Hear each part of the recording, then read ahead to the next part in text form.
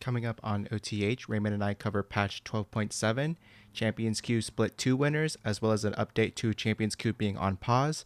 And then we discuss the second round of playoff games for the LCS before previewing the marquee matchups of the top 4. We hope you enjoyed this episode of On the Hunt.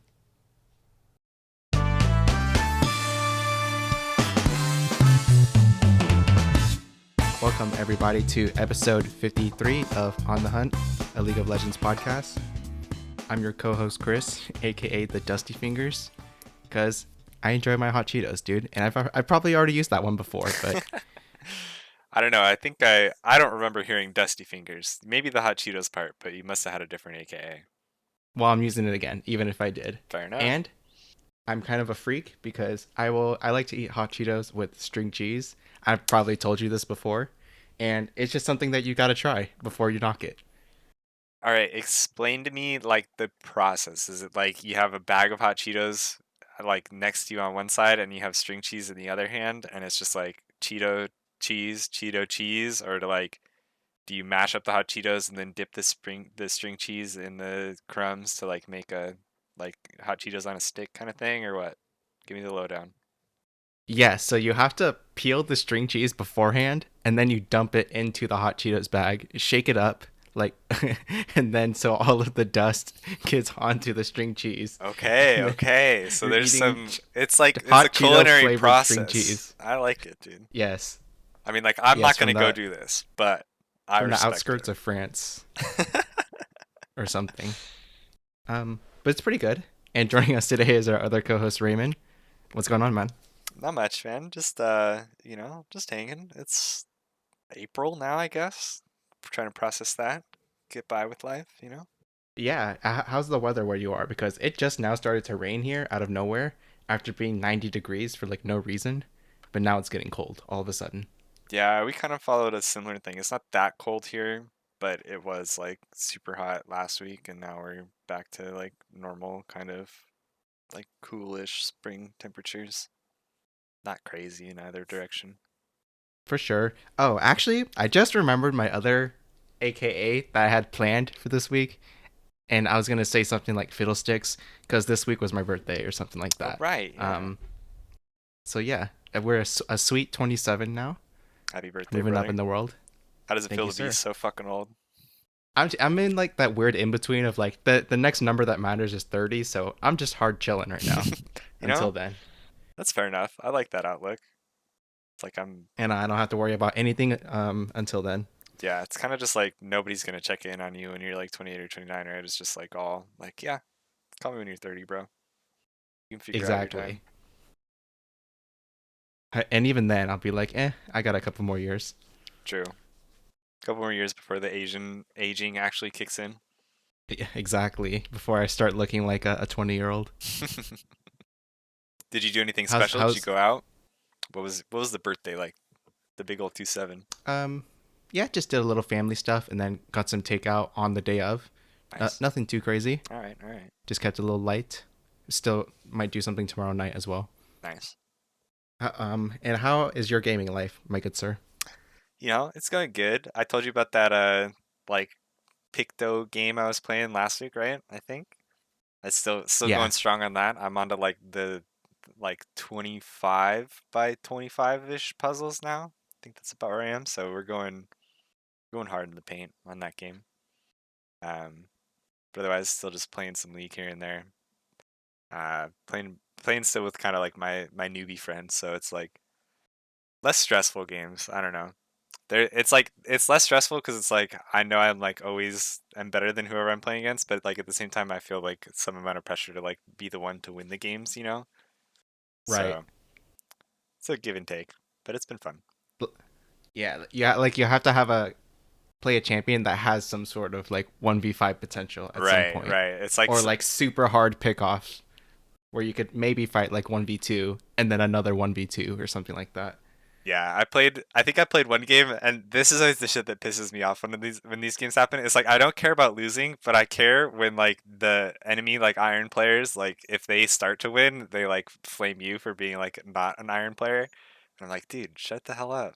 Like I played a game where I was playing Caitlyn, and I think it wasn't even like I was losing lane hard, but like the enemy mid was a Zed who got like super fed, and then he just got to like show up bottom and like one shot me, and I'm playing Caitlyn and was like, like 1-0-0 with like a 20 farm lead, and it's like nice, but it's not a 5-0 Zed, like an item and a half, so that game kind of felt bad. And then he started flaming me like, damn dude, you lost to an Iron Jinx, like Omega lol, and I'm like, I can't type to him, gotta keep it in, but I was feeling the fumes rising.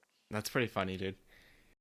I feel like yeah, I feel like in those situations, like you're not allowed to play bad like at all, Yeah, and you just have to play like super 100% serious, or you get into situations like that. yeah. I feel like I play with a good group of people where it's like they're pretty chill with like, yeah, we all like we kind of suck. Like I get it, and if we lose, it like doesn't matter. We're still just playing the game and having fun. So I feel not as bad about situations where like we don't win because it didn't play perfectly. It's just like, yeah, happens, whatever. Yep, that is how league goes sometimes. What about you, man? Have you been gaming? Just onto a sweet month two of doing some Lost Ark, and that's pretty much it. And I think the other day, like the server crashed, so I ended up playing like one game of League for the for the first time in 2 months, Hmm. and that's pretty much it. I'm actually kind of looking into getting a new graphics card just because I'm bored, and Yeah, it was my birthday, so it's just like, maybe treat myself. But that's pretty much it. Nothing too serious. fair enough. Fair enough. Did you win that one game that you came back and played? Oh yeah, I played the B Maw and it was so easy. Nice, nice, good work. Like riding a bicycle. Not really. I fed my ass off that game, but we won. All right, let's get into some patch notes with the newest patch 12.7 with a whole bunch of changes on it. And they start off this patch saying that this isn't even the last one. There's going to be one more patch, 12.8, that will be the MSI patch. And so even with this one, there's a whole bunch of changes. 10 champions get buffed, and a couple of interesting ones in there. 4 champion nerfs and a bunch of item changes as well. Um, let's start with the buffs first, or I guess any champion that catches your eye. Where do you want to start with? Yeah, if we're going with the buffs, I mean, it's the first one you see when you open patch notes, and it's a Gangplank buff. They're buffing his burn on his passive, and also is reducing the cost of his W, which are both like pretty nice buffs for him. I don't know. I think a lot of people have been flaming this one, like because we've seen Gangplank show up in Pro recently, where I don't know, he does Gangplank things and farms or goes even in lane, and then builds crit and starts one-shotting like multiple people at a time with barrels later in the game. I feel like these are nice buffs for him to both like get out of lane a little easier with the reduced mana costs on W, and then also win split push even harder when he has higher true damage against tanks. So it'll be interesting to see if these just like kind of skyrocket his pick rate and win rate. I would be surprised. Yeah, I've heard a couple of complaints about this Gangplank buff because I've been listening to like all the other podcasts already, and they're pretty surprised by it because Gangplank is already doing kind of well. We saw um, even Impact was picking Gangplank this past weekend on the the games versus FlyQuest, right? Yes. Yeah, and I think So he's Summit already picked it a getting couple some times pick. too, right? I Some, can't quite yeah, remember. Summit played it in game three, game 1 and 3 against EG2. So definitely not a underpicked champ at the moment, I would say. So yeah, I guess some people are just a little vocal about Gangplanking buffs on top of him, already being in a playable state. Yeah, But I don't think it's too crazy of a buff. yeah, I don't I like it's one of those buffs that I think isn't like it's not gonna push him over any edge. Like it's not like suddenly he's gonna win matchups that he didn't, or like, start like shit stomping in late games or anything. But it's one of those like kind of placebo buffs, I think, where people are like, wow, they're buffing GP, he's probably already fine. Now he's gonna be OP, and then people are just gonna start playing him again and realize like, yeah, he's still a fucking good champ. So I wouldn't be surprised to just see it like become a lot more prevalent, even if it's not equally more strong.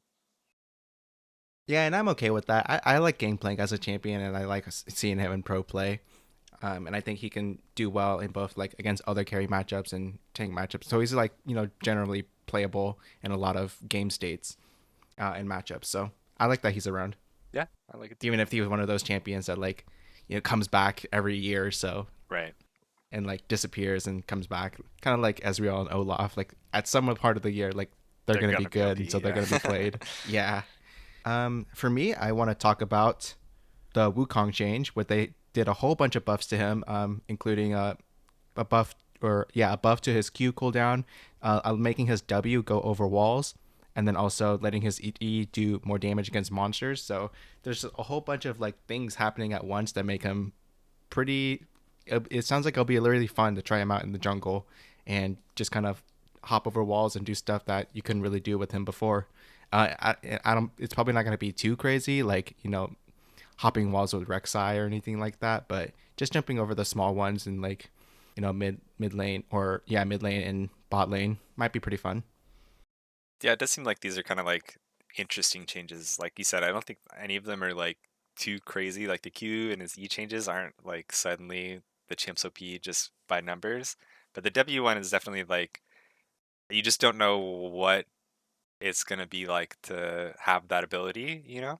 So we'll see if it makes like Jungle Wukong have really interesting ganking paths or anything like that that like skyrockets him into play. Yeah, ganking pants or even jungle paths, like maybe being able to jump over the raptor wall is too good, or True. get over to Krugs like 1 second sooner. It's too good, or something like that. Who knows? Yeah, we'll see. Um, and then another thing I wanted to talk about is like more touches to Zeri. It seems like every patch that ever since Zeri has come out, they have like just paragraphs of information written about her, and in like in this one they touched not just a whole bunch of her stats, but then also made adjustments to like each one of her skills, and then like you were saying, um. Or you might have said this before we started recording that she got hotfixed already as well. So they just have to touch this champion so many times, and I don't even know if she works the same way as she does from release. So I don't even want to read this stuff out. Yeah, there is I a lot going on. I don't know. but it in the end, it looks like they're doing more changes against the tanky Titanic Hydra kind of build and wanting to push people more towards the crit build with the changes that they're making. Yeah, it is kind of at this point, I don't know. I've been saying for a while that people should just be building crit on this champion. I don't have as much faith in the Titanic Triforce build like at all. But I think that people are like so ingrained in that build and it's like overall pretty consistent, you know? Like you might not do a shit ton of damage, but also in the games where you're like a little bit behind or whatever, you're still gonna do pretty much the same damage and be able to do the same things with like having a burst ulti and being able to move fast and clean up fights and blah blah blah. So like they're really trying to make that consistent like semi tanky, semi bruiser style just not be as consistent, I think. And they've gotten to this point at this I think now where the stats are just so low, the damage is so low that it can't be that good. So I don't know. We'll see where people end up on this because I think I saw Double O streaming today, and he pulled up like her win rate like as of like this morning, where it was like after 1 day of the patch, and it was like she's like the lowest win rate AD carry, like beneath like Aphelios and solo queue, like a 41% win rate. And I feel like that has to be with people like nobody's adapting on the build at all. They're still probably trying to force the old one. I think I think this champ will be fine once they tune her to crit and people actually build her crit. Like I think they're probably approaching that point where she might be almost overtuned. The more random effects they give her with more AD and more crit chance and that kind of stuff, like she might get like back to her like release levels of strength, but only if you're going, the optimal build on her, which I think people probably aren't doing consistently now. Yeah, I think it's just gonna change if people might not be able to chase as hard if they can't build as tanky and be a 3,000 health AD carry. But I'm sure that she'll still be pretty fun and crazy when she does get her pop off moments. Yeah, I mean, we've seen some people still be able to build like the full damage on her. So I think there'll be, it might be Danny who plays her in playoffs now. Well, I mean, they'll be on the old patch, but who will continue to play her and build crit because that's what you're building in solo queue nowadays, and it will prove that it is still fine. I don't know. We'll see. We'll see. We'll see. Any other champions that take your interest in this patch? Yeah, I think I'm gonna shout out one more 80 carry, which is a Callista buff that showed up in this patch. I don't remember the last time that we saw a Callista buff, but they're giving her more base mana, which is nice for a champ that like can like if you go the Q build, the Q max build on this champ, you can like pretty easily run out of mana, or just if you're using Q pretty frequently. So that's kind of nice. And they also gave her 5 move speed. I don't know. This was one that I think is like kind of move speed is always the joke buff, but it is pretty useful just to have, faster rotations around the map, coming back from base before you have boots and all that. I think Kallista's a little bit weird because, like, in fights, you're not going to care as much about having move speed because your jump is just based on boot tier. But having move speed just to get like close enough for trades and that kind of stuff is pretty useful too. So I bet it won't be like an inconsiderable amount of a buff for that champ. We'll see how many people play her now. Yeah, I definitely like my Callista, and a move speed buff is definitely welcomed for her for me. Another champion that sticks out to me is some Jace nerfs, some nerfs to health growth, or yeah, his health, and armor. So it looks like they're just hitting his survivability, just as a champion and a fighter. So with all of the Jace that we had seen over the spring split, pretty interesting to see that they're going to hit him. I don't know how hard this is, but seems like a fair amount with regards to losing 40 health and some armor. So this is definitely going to affect his pick rate in as we go into MSI. Even generally speaking, he was already only picked in a couple of certain matchups, anyways. Yeah, especially if he's going to be seeing more gangplank play. I feel like having nerfs to your early game is like exactly why you pick Jace, so you can bleed GP out of early lane. So more Yeah, reasons to pick GP. GP stocks on the rise. yeah, just in time for MSI, I True. guess. Any other champions you want to see? I know you're a big Lilia fan. I'm a pretty big Lilia fan. These are kind of like a little boring buffs. I feel like they're just giving her. It's really like just more clear speed because W you like almost never get to hit the full damage on enemy champs early game, and your passive healing is like just for clearing jungle and like nothing else. So a little weird on those buffs. I feel like I don't know how much they're actually going to change here. For sure. And then one last thing I want to touch on is just more touches to Rise, where they can't seem to figure out how to make him do damage and not be tanky. Right. So they're just adjusting, the way his scaling works with AP and mana, and it's kind of weird, like the way that him and Kassadin scale with mana. Yeah, it is kind of a like funky build like for both of them. I don't know, just the fact that like there are only like 2 champs in the game that really care about having a fuck ton of mana, and then they like end up really good when they have a bunch of different options to build it. We'll see how it plays out. I feel like their last buff where they gave him like the ratio on his mana increased. Do you remember that? Like on his passive. I'm still surprised that we haven't seen more like AP rise after that buff because that seems like you get a lot more mana just for building AP now. Yeah. Any other champion adjustments you want to talk about? I think quick shout out to the passive buff or the monster damage buff for Karthus. I think that'll make people who can play Karthus jungle like actually pick Karthus. We might see some C9 Blabber Karthus. Um, and then the other one that I just want to shout out for solo queue because I've been watching a lot of a Pantheon one trick streamer recently is the Pantheon changes. They seem pretty cool. If you're ever a Pantheon enjoyer, it's kind of a fun champ to play. I haven't really played too much of like rework Pantheon, but I just know that he's an asshole sometimes. Yeah, it's kind of true. But also, it's kind of fun. It's kind of fun to just like shut down somebody with, you know, Pantheon empowered W and then smack him and Q him and he's dead. I love those. For sure. Moving on to items, I think there's a couple of item adjustments here, with two of them being really important.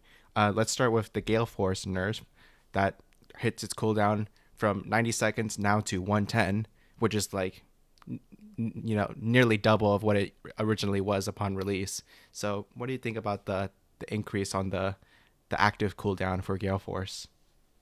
Yeah, I think it's going to be pretty important. I think I forget who I was watching talk about it, but like champs like Bard and like other champions that you usually pick to kind of punish like the immobile carries, like we're seeing a lot of Jinx and Aphelios in Pro, right? Like you'd see champs like Bard that would come out and you just like you ulti them off cooldown, you force flashes, you like make them play safe when they don't have it, that kind of stuff. You can't do that as often with like the prevalence of Gale Force in the meta at the moment.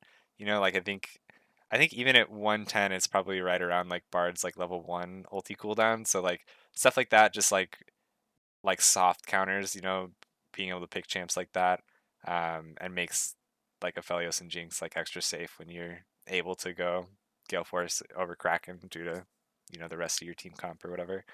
So I think it's gonna be a pretty big deal. Not that those champs, like for example, might build it less, but just that we might see less of them because they don't like you don't have to build it, I guess, to be relevant in the meta.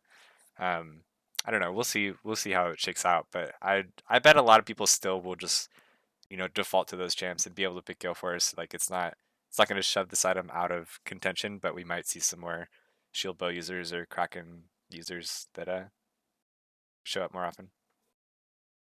Yeah, I think it's fair to increase the cooldown to this much, but like you said, we're probably still going to see continue to see the champions that use Gale Force, and they're still going to build Gale Force as well.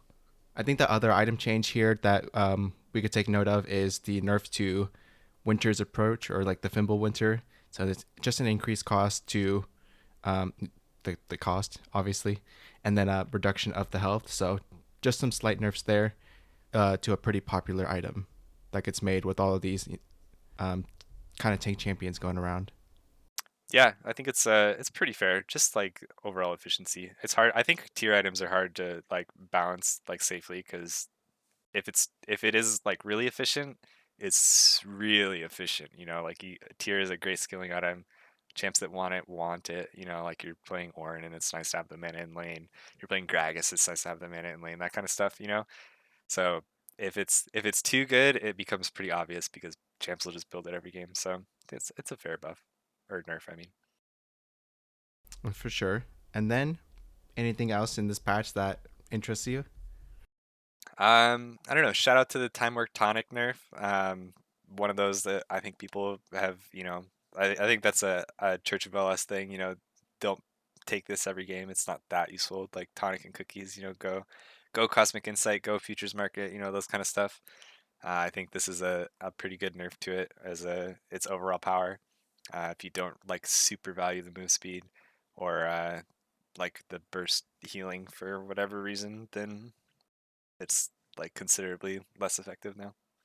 I kind of want to shout out the Oriana visual effects overhaul. Looks like they made just a couple of cool changes to the way that her skills look for a lot of her skins. So I might have to check that out sometime.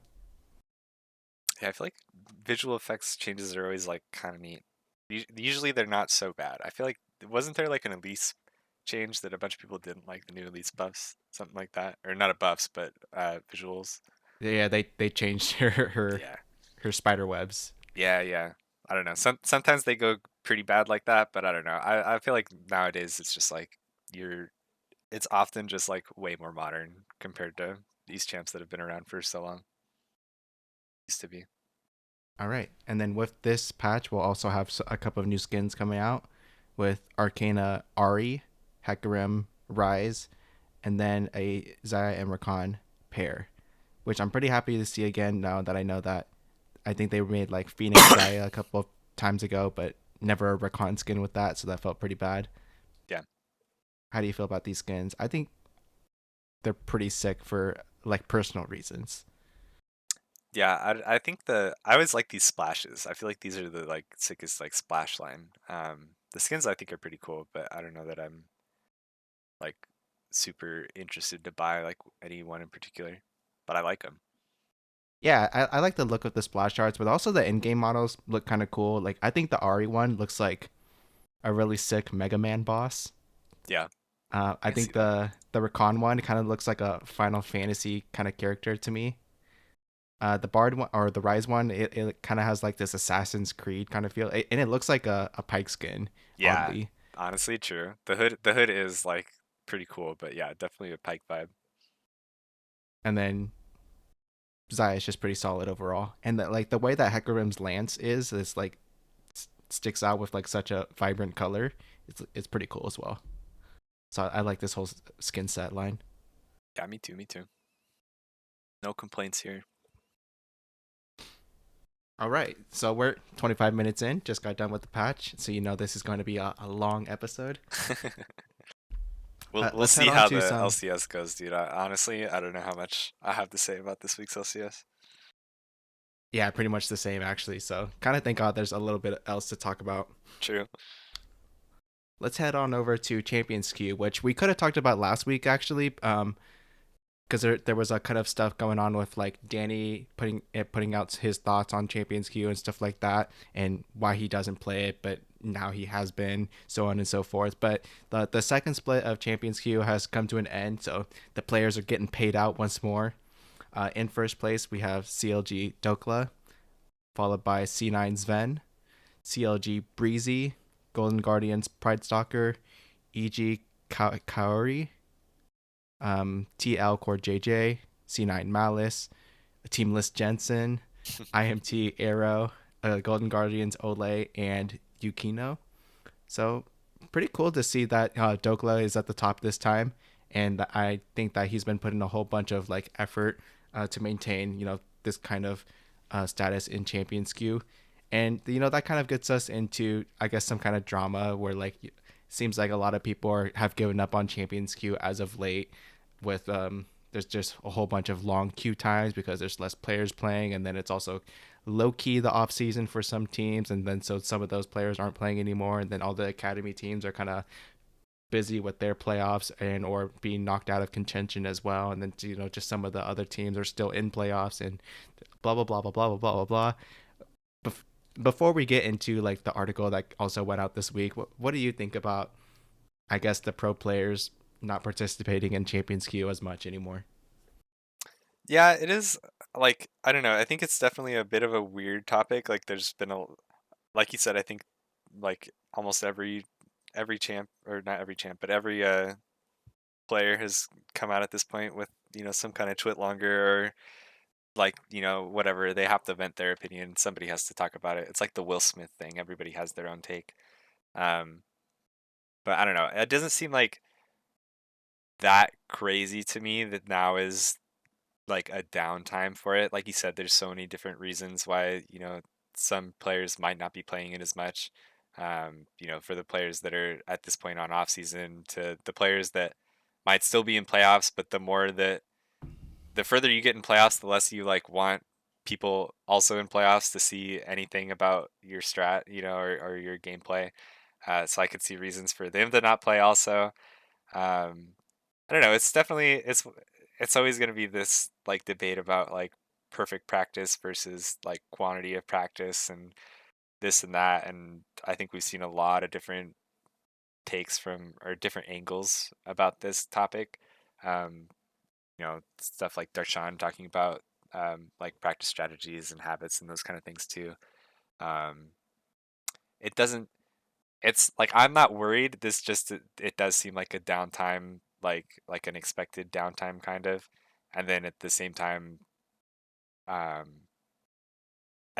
I think fans are also usually gonna want to see like every player being the super grind lord, right? Like that's what you can see is the guys that stream Champions Queue every day, and that like that's cool to watch, and they must be getting better because you can see their practice, but you don't know what everybody does or like if it's actually the optimal scenario. That's just like the only thing you can see. So everybody wants to flame and everybody wants to take sides. I don't think it's that big of a deal, honestly, and it's still also only the first like iteration of Champs Q2, like you've written in here about more of the plan changes, which I'm sure we'll get into. But as the like ecosystem gets better around it as like a queuing thing too, I think people will want to play it more as well.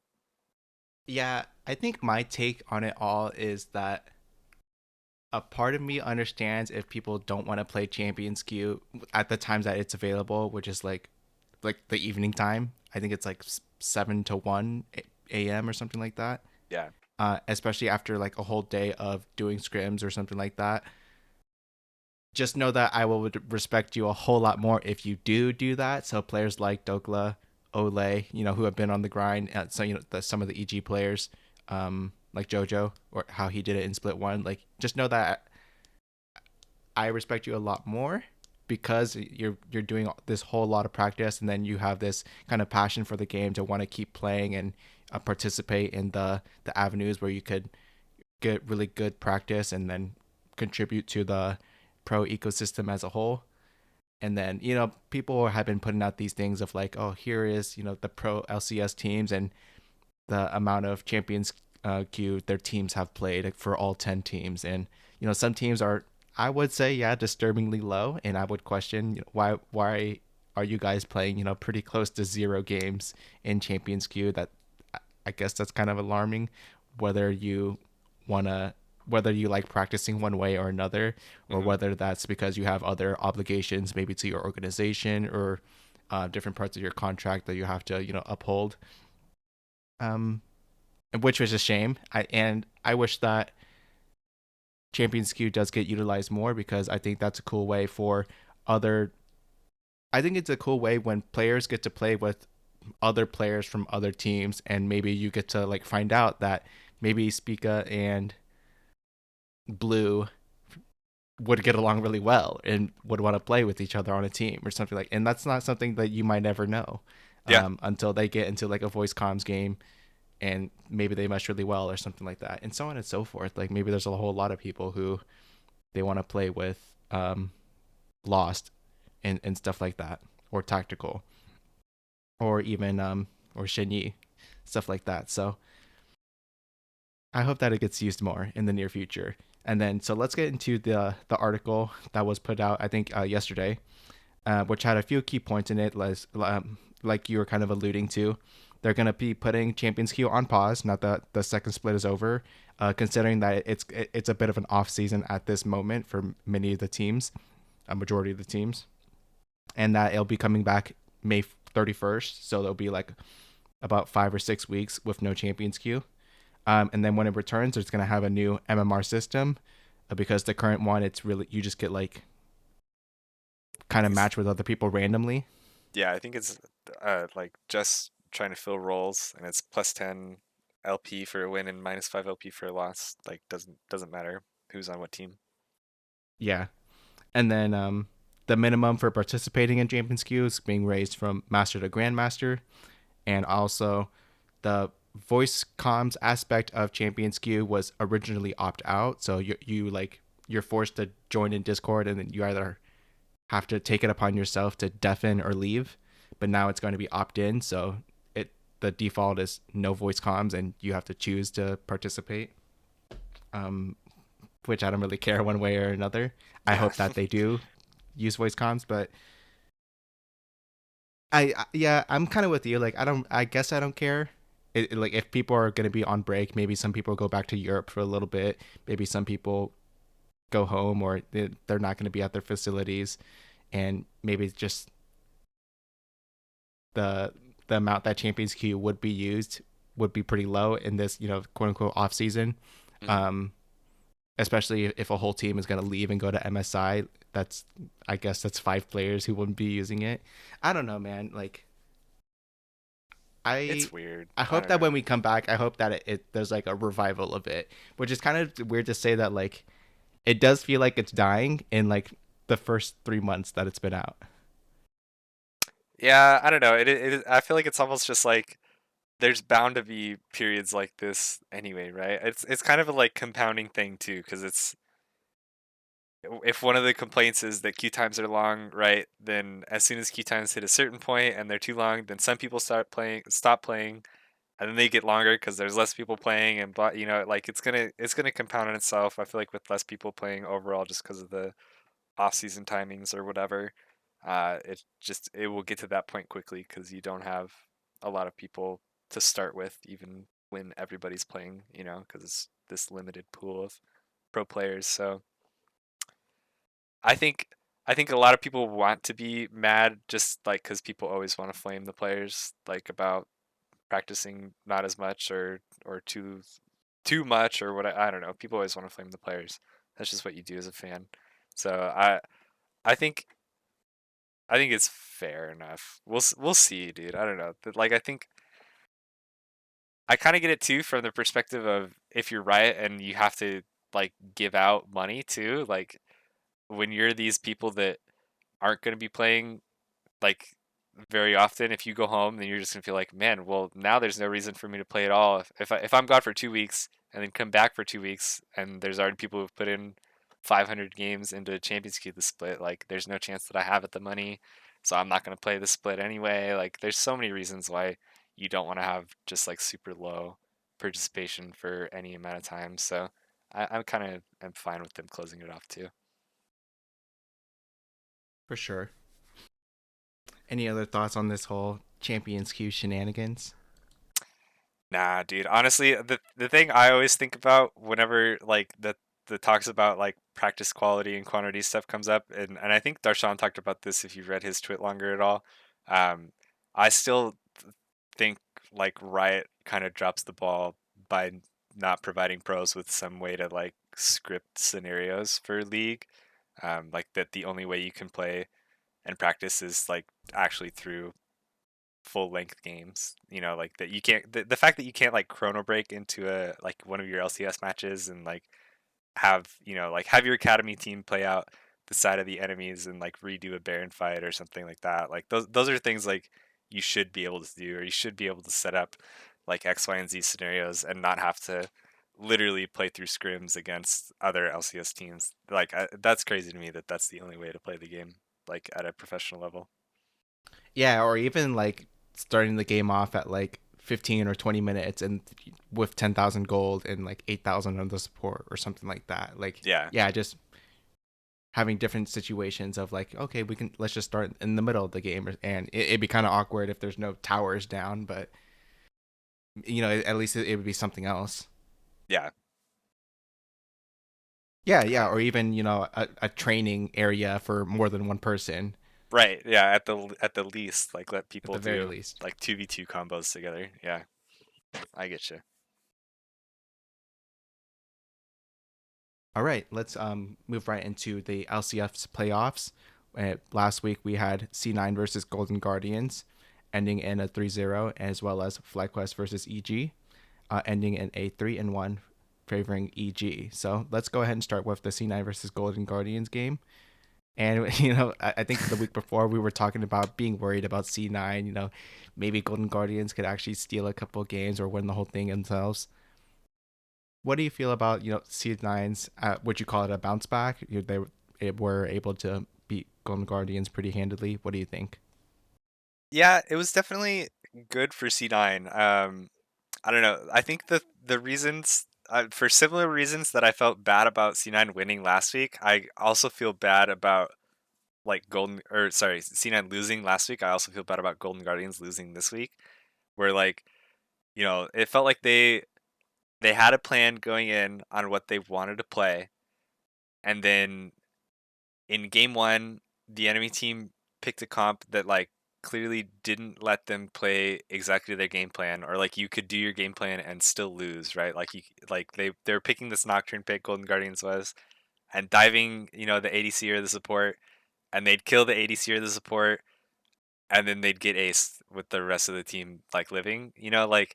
And they just did that for 3 games in a row. Like they felt like they were like kind of tunneling on that style, and C9 just like C9 like almost didn't have to show anything. Like they just were like, yeah, we can play, a scaling mid mage, and we can play Gangplank, and uh we can play Misfortune, and like it does not matter that you dive our AD.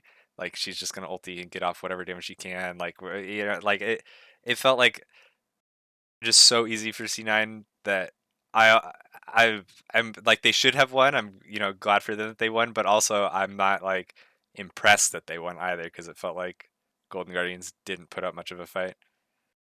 Yeah, and not at all. And they didn't pull out the Rengar either, dude. So pretty I know, disappointed what the about hell is that. that? I should be the Golden Guardians coach. Let me talk to Anero.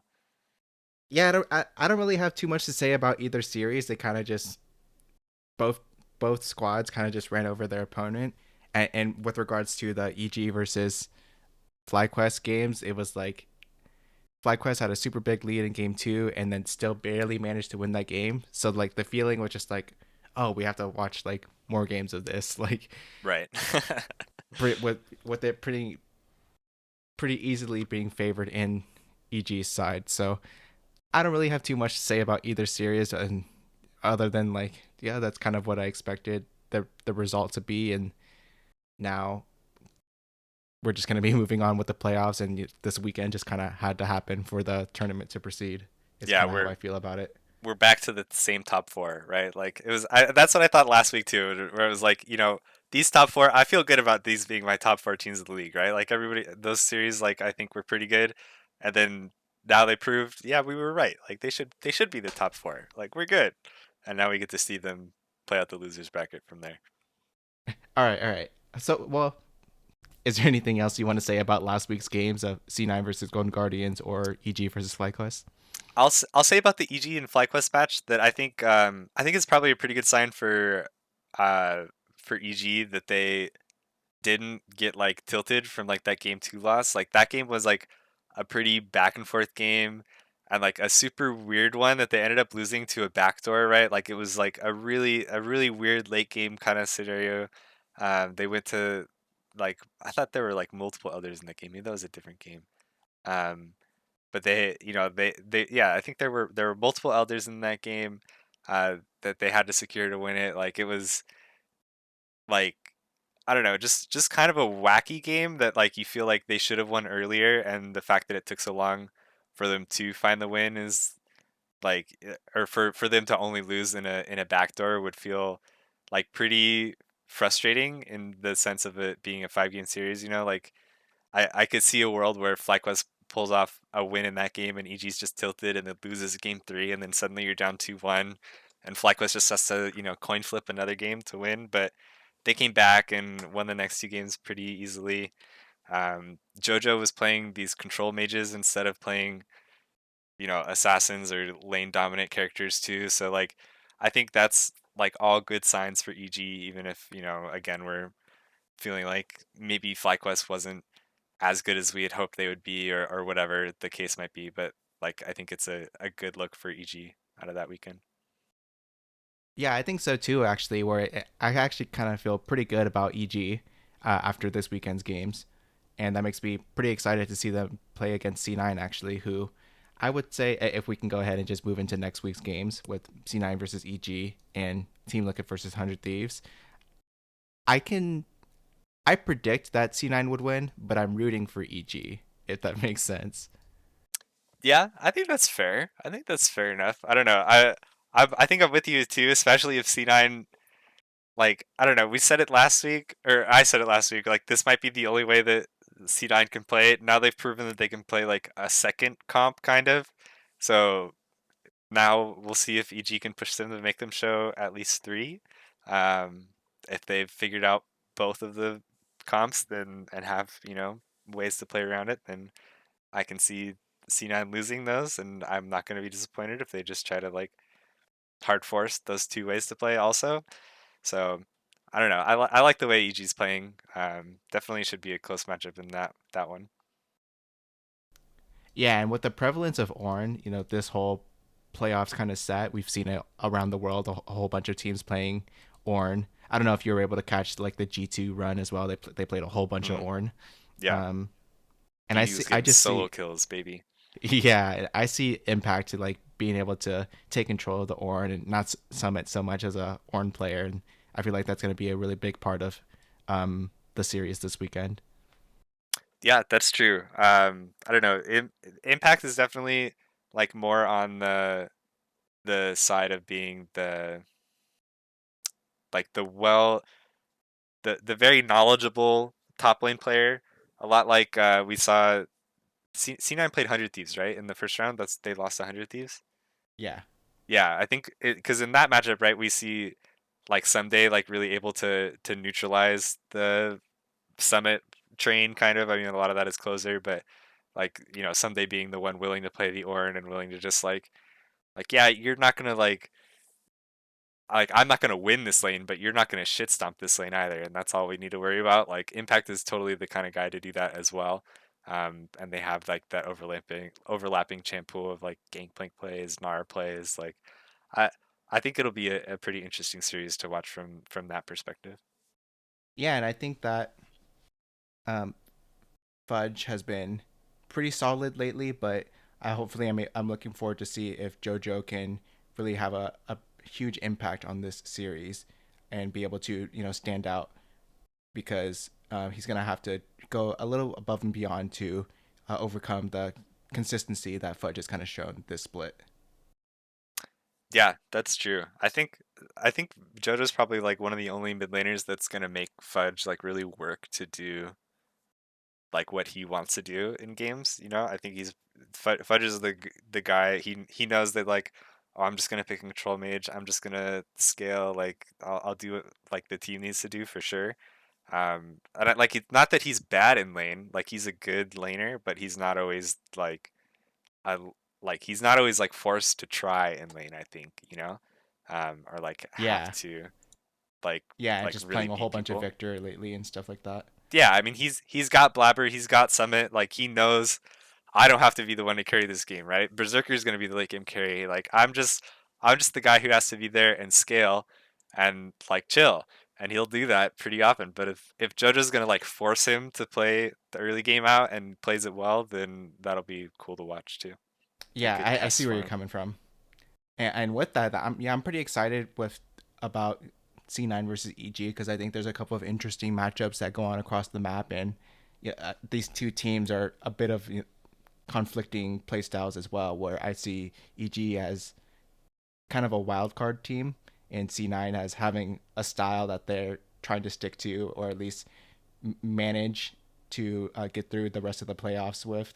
And maybe it'll work for them, maybe it won't, because yeah, they seem to have only one or two things that they're relying on at this time, and we'll see if EG can kind of break through that. Yeah, big agree. Excited. All right, now what about our next series, 100 Thieves versus Team Liquid, who both won their first round of playoffs and about 2 weeks ago, so we haven't seen them either team for a while. Um, as a reminder, Team Liquid went to 5 games against EG, and then 100 Thieves did a swift 3-0 on Cloud9. So there's pretty good feelings to have 400 Thieves, and honestly, I think it's pretty reasonable to have a high over them instead of Team Liquid. But what do you think? Yeah, it is. It's weird being this far removed at this point, right? Because I think that like as soon as last week happened or the week before, last week, where both teams played, I would have been pretty hype on 100 Thieves like going into that matchup. But I do think that TL has really good players that are able to like study and adapt the game to their opponents. So if they're able to do that, I can see them having like a really good like game plan heading into the series and making it a lot harder for 100 Thieves to do what they want to do. But that's not to say that 100 Thieves can't like kind of do the same thing also. I think they're, all really good players, they're a good team. They have like a multitude of strategies that they've shown, I think, too. Even if I guess that kind of just means like I feel like they play different comps, but in the end, a lot of the time it's like, yeah, but we need closer to pop off to make the comps happen. So we'll see how the games go, but I think I'd probably at this point feel like pretty close to like 55-45 like TL if I had to like pick a side. Yeah, the way that I think about it, and I kind of said this before in our previous episode, that 100 Thieves looked really good, and that was kind of compounded because C9 didn't look so great. So, well, I'm really high on 100 Thieves at this moment, moving into this winners finals, I guess you could call it. But Team Liquid is going to be a different opponent, and I think that they're going to have a much harder time with Team Liquid. Um, and so I don't think it's as one-sided as it could be, but I definitely think that these two teams could match up against each other and make for an exciting series. Either with, and it'd be crazy to see if one team could stomp the other, but I think there's going to be a good amount of contestation going on in this series of like a couple of back and forth games that, one team dives one side and the other team gets another trade on the other side of the map as well. So that's what I'm hoping to see out of this series. Yeah, God, I hope so, dude. I don't want another weekend of just like 3-0s, 3-1s. Yeah, I'm honestly, I'm kind of thinking like this is probably like the real finals right here. Yeah, that's not a bad take, I think. Like unless either the other teams like really level up, but I don't know what reason you'd give to them to like level up in this week as opposed to the week before or the week leading into the playoffs. Like I I don't think there's a good reason to believe that 100 Thieves and TL have like gotten overtaken by either of the teams in the lower bracket at this point. Yeah, but other than that, I'm really looking forward to the series this weekend. Yeah, they should be exciting. I feel like, yeah, like you said, we might be seeing the real finals, but we're definitely seeing like real matchups at this point. Like we're back to the top four teams again, and I think that they should be well matched. Anything else about these two playoff matches you want to speak on? I don't think so. Nothing for me. All right, and that's going to be it for episode 53 of On the Hunt, a League of Legends podcast. I hope you all enjoyed it. And if you did, be sure to subscribe to our podcast on the service that you're listening to us on if you haven't already. We'd appreciate it if you also give us a rating or hit the like button to show some support. You can find us on YouTube as well as your podcast player of choice, from Apple Podcasts to Spotify and so forth. We'll see you all next week for another episode of On the Hunt. On the hunt.